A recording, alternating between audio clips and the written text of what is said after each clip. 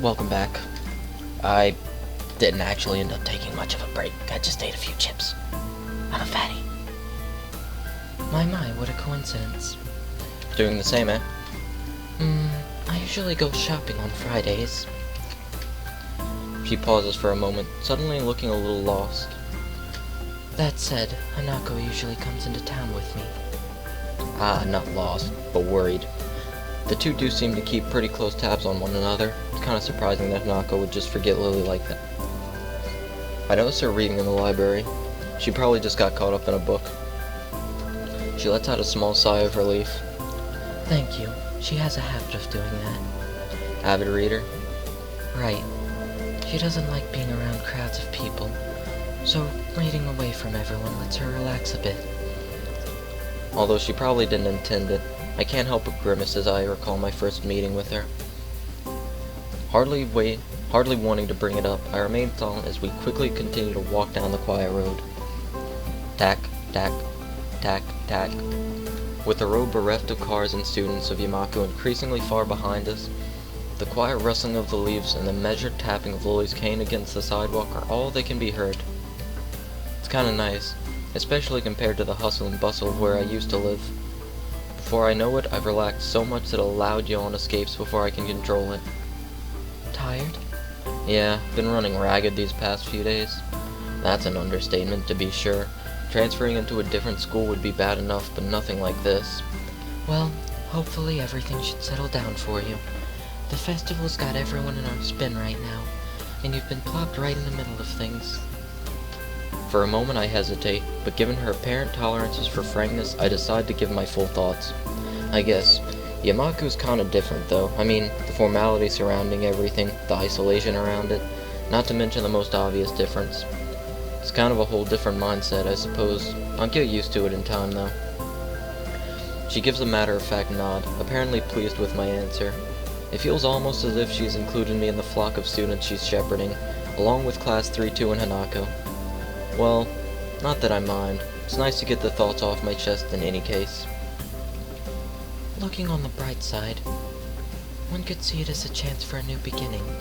You should cherish the ability to make new friends. That's optimistic. Nonetheless, it's good to have a positive attitude about such things, I suppose. I guess that's a good take on it. Walking on down the road, she seems to become somewhat unsettled. Before I can ask what's on her mind, she seems to collect herself and speaks up about something else. So, what in town were you going? Where in town were you going? That's actually a pretty good question. I'd come to buy food, but the layout of the town is still pretty foreign to me. Where am I going? Well, guess I'll stop by the local GameStop. I had intended to just wander around and see what I could find, but with sunset already approaching and nightfall not too far away, that doesn't seem very wise. I'm going to have to ask her for directions, again. I was just going to get some food, but now that you mention it, I don't really know the way. Well now, this is quite lucky. I was just going to go to the convenience store myself. Looks like I'll be in your care again. Thanks. Together we walk to the store. My pace is carefully slowed to remain beside her. Compared to my usual walking pace, hers is quite a bit slower. Not that it's without reason. After what couldn't be more than several minutes, I catch sight of our objective. This town is pretty small. Without further ado, we make our way inside with a greeting from the counter. Mind if I tag along with you? Usually Hanako would help me, but seeing as she's not here... It takes a moment before I realize what she means. Considering she wouldn't be able to read any of the labels, shopping without any help would be a big pain for her. That said, I can't shake the feeling that she'd had this idea since I said I was coming here. Sure, it'd be my pleasure. I grabbed 2 well-used red baskets from the wall, stacked beside the entrance, handing one to Lilly. She lays it on the ground, putting her school bag in, retracting her cane and sliding it through the basket's handles before picking it back up in her right hand. Wait, if she doesn't use her cane... Before I can complete the thought, she comes beside me and pinches the cuff of my uniform in her slender fingers. Is this alright? No, it's not alright. You should be much more affectionate. Wrap your arms in, intertwine your arm with mine completely, and then it'll be alright. Sure. I have no reason not to accept. I can think of worse things than shopping with a pretty girl holding on to me, even if it's out of necessity. We navigate our way through the store, with not one of the occasional passing customers seeming to bat an eyelid. Considering how close Yamaku is, I guess seeing students from there must be entirely normal for the local residents. As we reach each aisle, I quickly check with Lilly and find out what she needs. I grab it along with what I'm looking for and put our items into their respective baskets. I guess this is the same routine she and Hanako follow every Friday. Right, all that's left is the bread, and that should be my shopping done. Do you need anything else, Lilly? No, this should be everything. Off we go then. With a quick side trip to the bakery section, we make our way to the registers. The line, thankfully, is almost non-existent. It's all long before we're both paid for our food and out the door. As Lilly retrieves her cane and extends it to full length, I waste a minute looking upwards at the night sky while holding both our bags. For a moment, I try to make clouds with my breath, but the summer's heat doesn't seem to cooperate. Eventually she rights herself, taking a quick stretch before taking her bag and leaving me to my two. You tired as well? The festival preparations have been complete chaos. Shizune breathing down my neck doesn't exactly help things either. Hey, she's only trying to get everything organized. Better now than later, right? I suppose. I'm going to enjoy relaxing in town tomorrow, that's for certain. I guess the festival preparations must be taking their toll on both of them. We walk out onto the quiet street, talking between ourselves as we carry our bags of food and supplies from the store. Wait, what's that? I notice a very distinctive figure making its way towards us, silhouetted by the street lamps.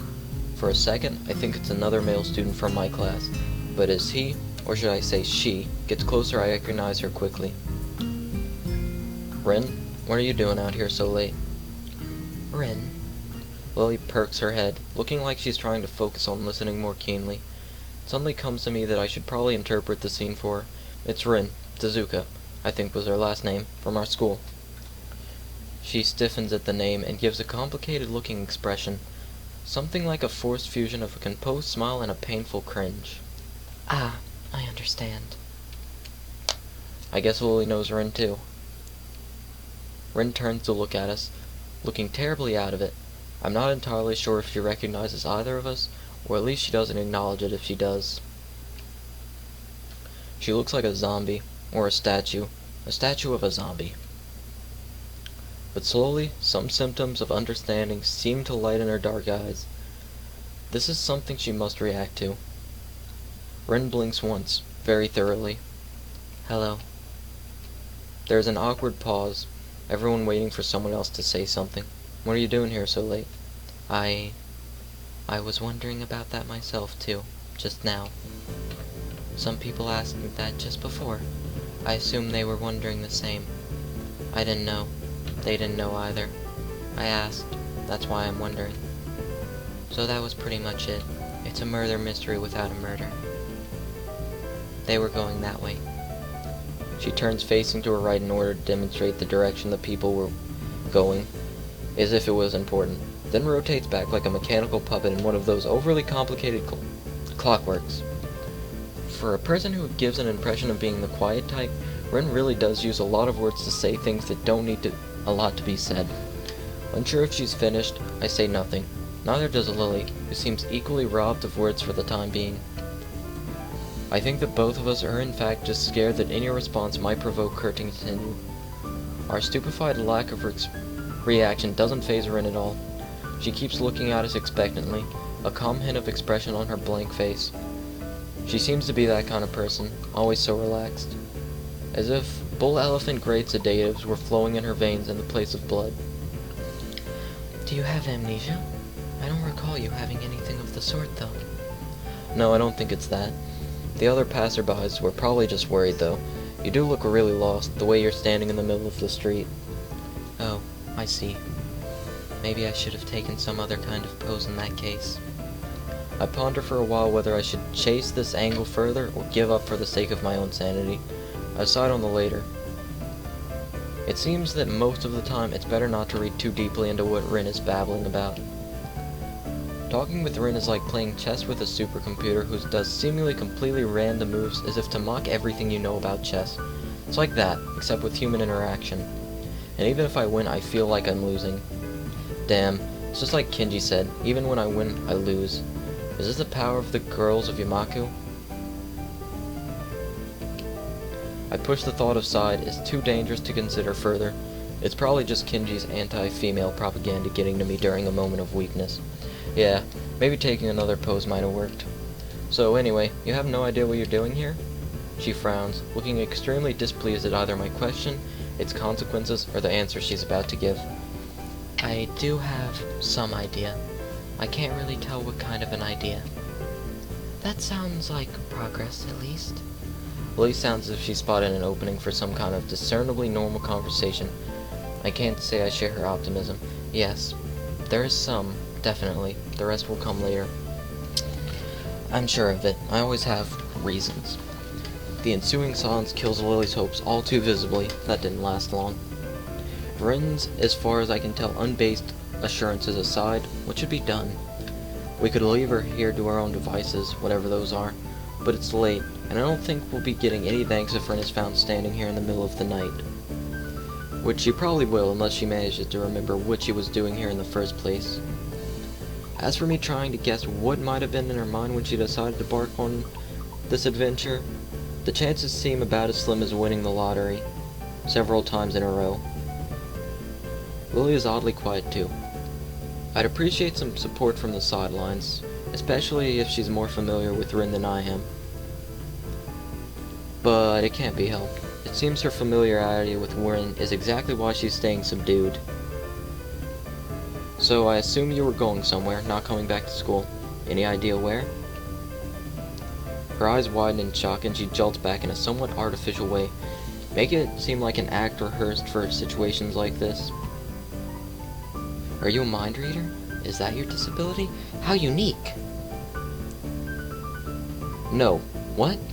Why would you think that? You knew what I was doing. It was just an educated guess. We walked the same street in the other direction just before to get to the store. If you were going to school, we would have met you on the way. Oh. She looks a little disappointed. Like Kinji, Ren appears quick to jump to completely irrational conclusions. Maybe it's something in the water here. I make a mental note to stock up on drinks. You know, that is the second time this week that someone has asked me if I was a mind reader. Do I really give off that impression? Rin shrugs her shoulders, which is all the answer I get.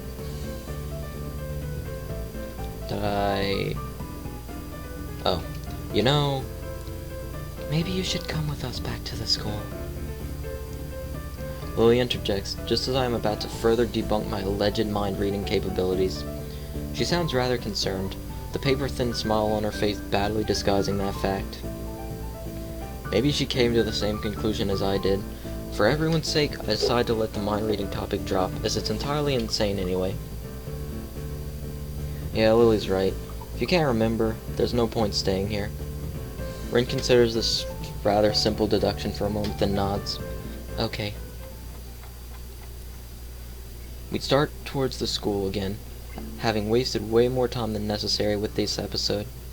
Rin walks alongside the edge of the sidewalk in a rhythmic way, looking like a mix of a sleepwalker and a rope dancer, while Lilly keeps one hand on my shoulder, tapping at the ground with her cane. Tap, step, step, tap, tap, step, step, step, tappity step, sappity step. Apart from that and a few fragmented beginnings of conversation, it's quiet, quiet, quiet, apart from the relaxing one to town at that. So, how's the mural going? We're going to get bad luck. Never talk about works in progress. I'm sure it'll be wonderful. Bad luck. Tap, step, tap, step. She doesn't care to talk about it. Lily's politeness feels out of place for the first time. Step, step, step. The hill Yamaku rests on top of is surprisingly steep. Going uphill, we slow the pace, but I still feel my pulse rising and breathing getting heavier. Almost there. I can see the gates already. More like that, though. I notice that Lily's hand slightly tightens on my shoulder. interpreting it as a gesture that she wants to ask something, I speak up. Anything wrong, Lilly? Or is this the urge to ask, aside from our traveling companion? But only just. Okay, I'm gonna end the part there. Thank you guys for watching, and I'll see you later. Peace.